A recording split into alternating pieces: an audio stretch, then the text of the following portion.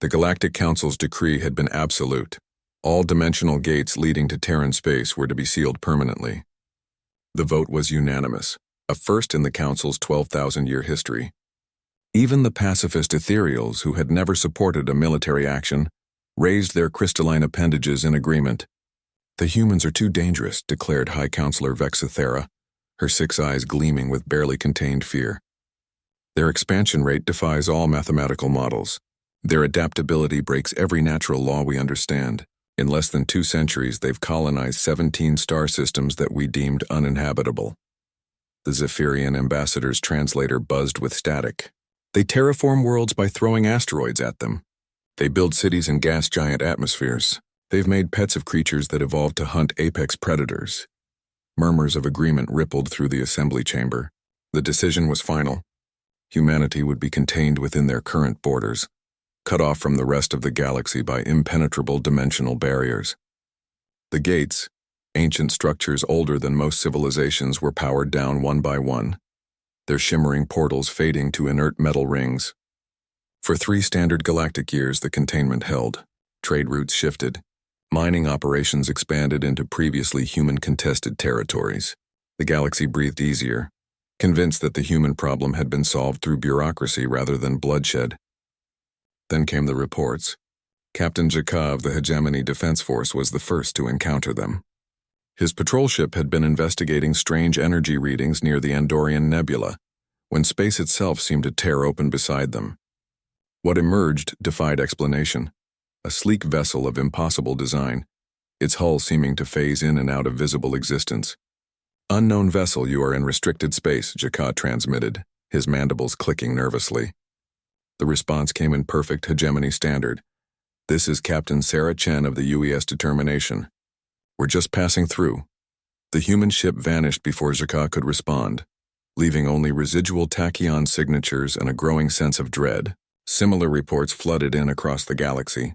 Humans appeared in markets that should have been impossible to reach. Human traders offered goods from their sealed territories. Human explorers turned up in star systems that were thousands of light years from the nearest disabled gate. Emergency council sessions were called daily. The assembled species demanded answers that no one could provide. "How?" Counselor Vexthera's voice cracked with frustration. "We sealed every gate. We monitored every dimensional fold. We accounted for every known method of faster-than-light travel.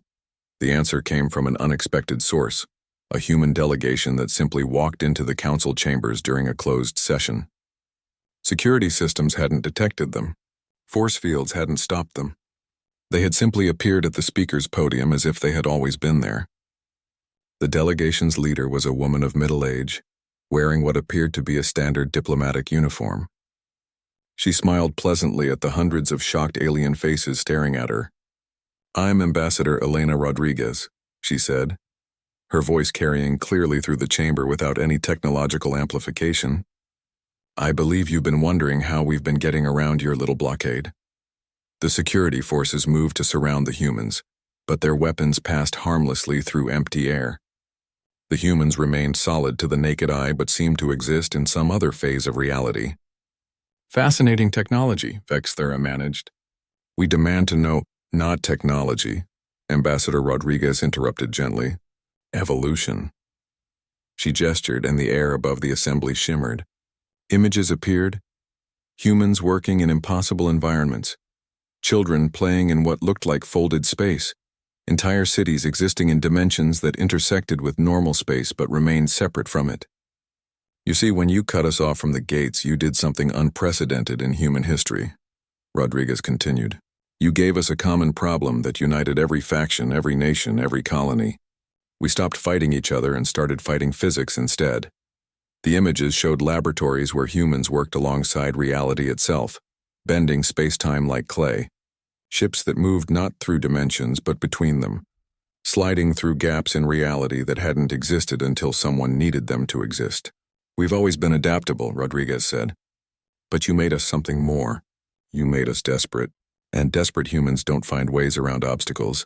We become something that doesn't see obstacles as obstacles anymore." A Zephyrian delegate's translator stuttered in disbelief. That's impossible. Matter cannot simply phase between dimensional states at will. One of the other human delegates, a young man who looked barely out of his teens, raised his hand. Without any apparent effort, he stepped sideways and vanished, reappearing across the chamber an instant later. "Impossible is just another word for nobody's figured it out yet," he said cheerfully. The council chamber erupted in chaos. Some delegates fled.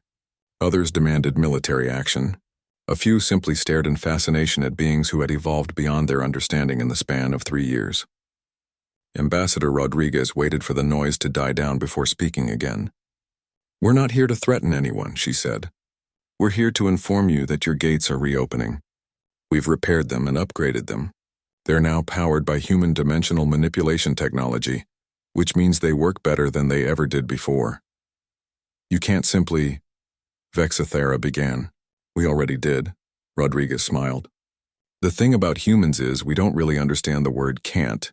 We understand haven't yet and need a different approach, and let me ask my cousin who's good with weird physics. But can't just doesn't translate properly in any human language." The images above the chamber shifted, showing the ancient gates blazing with new energy, human ships moving through them freely, while other species' vessels waited for permission that would never be denied. "We're traders, explorers, and storytellers," Rodriguez concluded. "We're also apparently the sort of beings who accidentally evolve new ways of existing when you try to contain us. The gates are open. The borders are gone, and humans found a way through anyway." As the delegation prepared to leave, the young man who had demonstrated phasing paused at the chamber's entrance. "Oh, and Counselor Vexathara," he called back. "My little sister figured out how to fold space-time last week. She's 7. You might want to update your threat assessments."